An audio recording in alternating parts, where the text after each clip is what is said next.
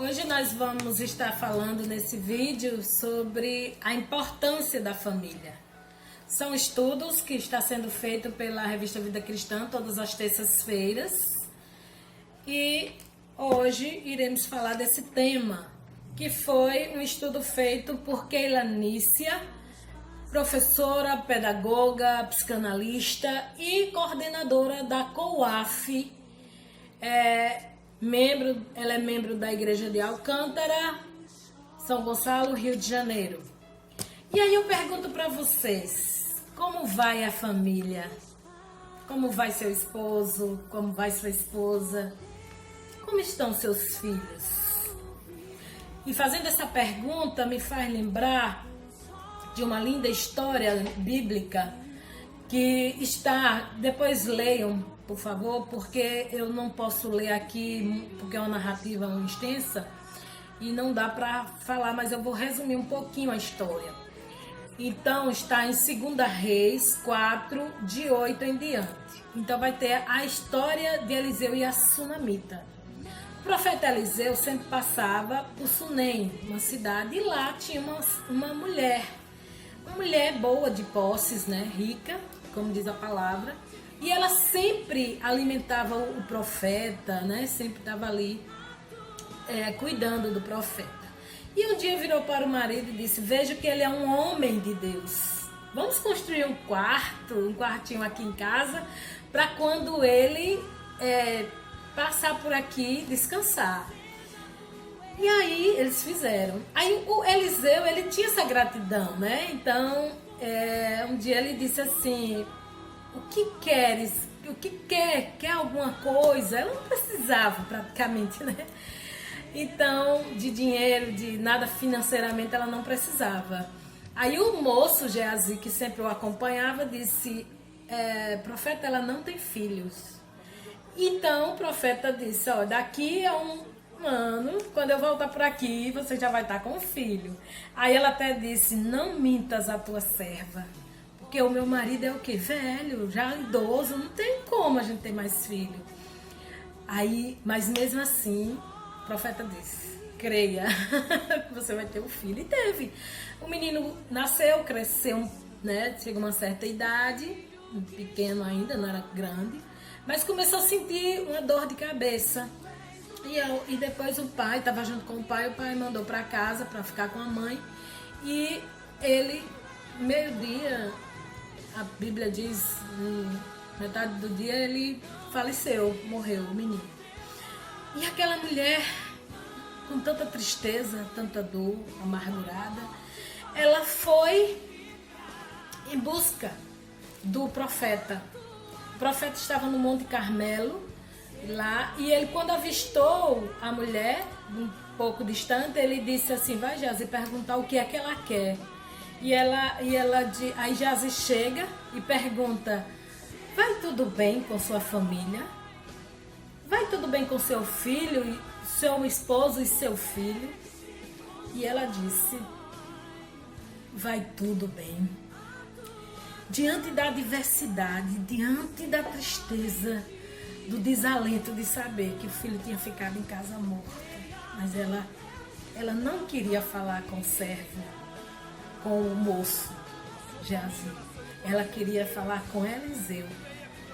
Às vezes nós precisamos escolher a quem realmente deve ouvir o que a gente tem para dizer. E aí ela se joga aos pés do profeta, e a mesma pergunta que ela fez antes dela engravidar, ela se joga aos pés dele, amargurada, triste, e ela diz a ele: pedi eu, meu senhor, algum filho? Não disse eu, não me enganes? Essa mulher é uma mulher de fibra, uma mulher que questionou, e ao mesmo tempo disse: eu preciso de ter meu filho de volta.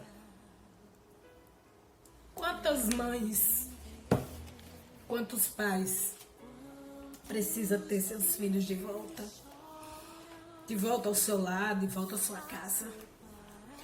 E é com essa história que eu começo um pouco a falar e eu fico um pouco emocionada sempre, porque é a nossa vida. A família, como a autora colocou aqui, quando descobrimos qual é o modelo original para as famílias, é nela que desejaremos edificar nossos alicerces. Porque a família foi desenhada para ser a instituição principal, o pilar de uma sociedade. E aí, Deus, quando fez a família, ele pensou em alegria, amor, afeto, uma série de coisas o Senhor fez. E aí, o que é que acontece? Há 2, 3 meses, agora, nesse tempo que estamos vivendo, difícil, muito difícil, há 3, 4 meses a gente estava correndo, se preocupando com o ter, eu quero trabalhar, eu quero dar o melhor. Não é errado, mas o Senhor chama e diz, hora de olhar para dentro. E o Senhor está lhe chamando para olhar para dentro da sua casa, da sua família. Mães que têm crianças pequenas, acompanhe seus filhos. Veja cada balbuciar de palavras, como temos em nossa igreja, muitas criancinhas pequenas de 2, 3, 4, 5, 6 anos, que começam a falar coisas lindas, maravilhosas, mas muitas vezes nós não temos tempo de ouvi-los. E o Senhor, nesse tempo, reserva esse tempo para olharmos para dentro das nossas casas, cuidarmos do que é nosso, do que o Senhor nos deu. E aí ela vai descrever 2 itens. E ele diz os propósitos de Deus para a família. Deus deseja a seus filhos que tenham uma vida abundante. Ele criou a família por meio de um lar saudável. As pessoas sejam emocionalmente equilibradas, né? Para que a sociedade se torne uma sociedade melhor. Isso significa que a partir da família o Senhor promove o seu reino na terra, gerando homens e mulheres felizes, seguros, maduros e preparados para enfrentar todo tipo de adversidade. Muitas vezes os nossos filhos, eles não sabem enfrentar as adversidades, porque a gente fica muito ali do lado, sempre protegendo, mas a gente tem que ensinar os nossos filhos que vai aparecer dias difíceis e que eles precisam lidar. Mas acima de tudo, que os nossos filhos tenham o temor de Deus, o temor de Cristo, né? E que eles aprendam a se defender pela palavra de Deus. Então, ela vai descrever aqui no estudo alguns propósitos divinos para a família.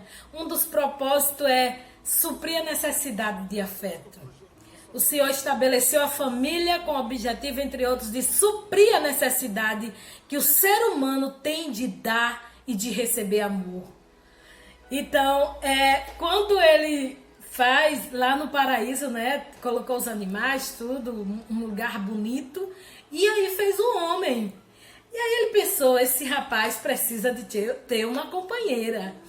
E com isso ele fez a Eva, né, uma auxiliadora idônea, uma mulher para andar ali ao lado dele e suprir a necessidade dele, né, o afeto, o carinho. Precisamos disso. O Senhor supre, né, essa parte nossa. Outra coisa é que o Senhor provê segurança, né? A família propicia ao ser humano condições favoráveis para que seja apto a enfrentar crises e adversidades da vida, suportar níveis altos de angústia e crescer em todos os âmbitos. É extremamente importante, por exemplo, que ao chegar em seu lar, depois de um dia cansativo de trabalho ou de estudo, as pessoas encontrem um ambiente de serenidade, equilíbrio e segurança, onde possam sentir-se amadas e protegidas. E a terceira coisa é que o Senhor coloca para nós desenvolver maturidade. Nós precisamos também desenvolver a maturidade em nós e em nossos filhos. E o Senhor nos ensina como fazer isso através da sua palavra.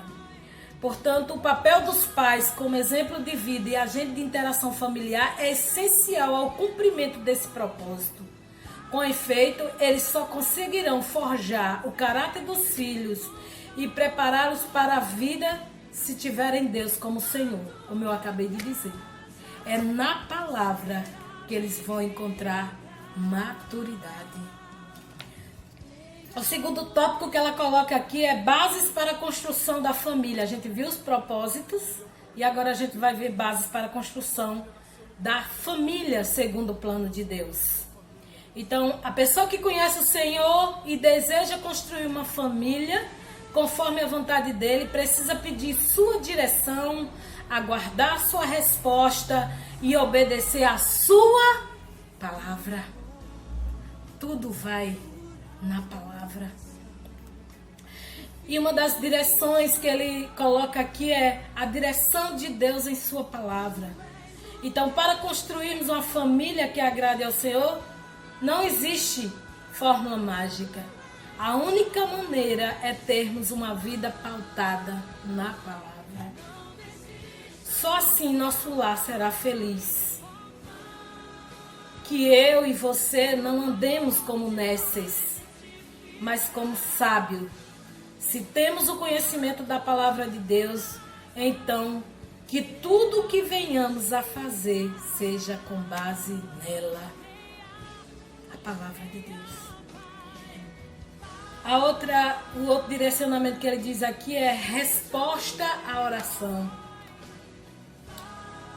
Quantas coisas temos conseguido com a oração, amigos?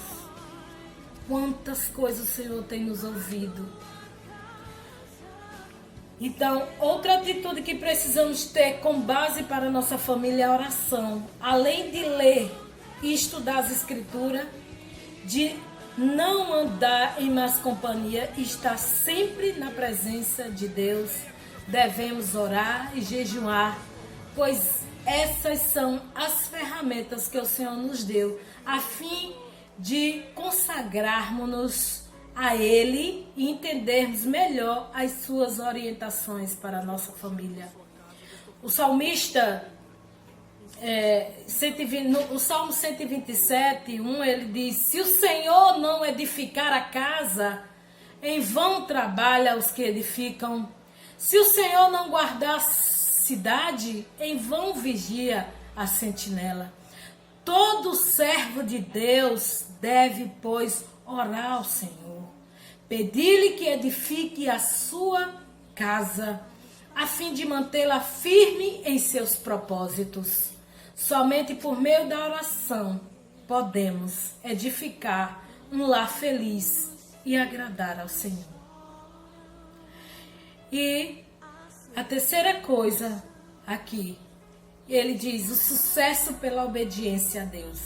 A obediência a Deus é primordial para a construção de uma família conforme o seu propósito. Então, a gente precisa obedecer ao Senhor. A gente precisa caminhar com o Senhor.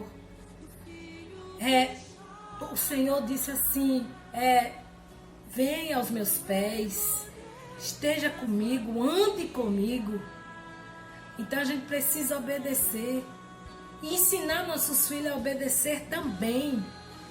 Porque certamente a nossa família será uma família edificada na rocha, que é Jesus Cristo. Que a gente possa, cada dia, estar ensinando os nossos filhos a ser obedientes à palavra.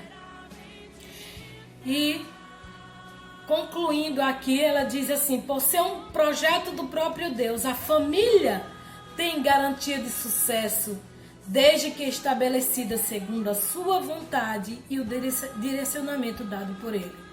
Somente um lar edificado na rocha, que é Jesus Cristo, consegue viver tudo aquilo que o Senhor sonhou para ele. Que a sua família redunde em bênção para seus descendentes, para a igreja do Senhor e para a sociedade como um todo. Que a gente possa seguir esses passos para termos uma família saudável, uma família feliz, uma família obediente à palavra de Deus.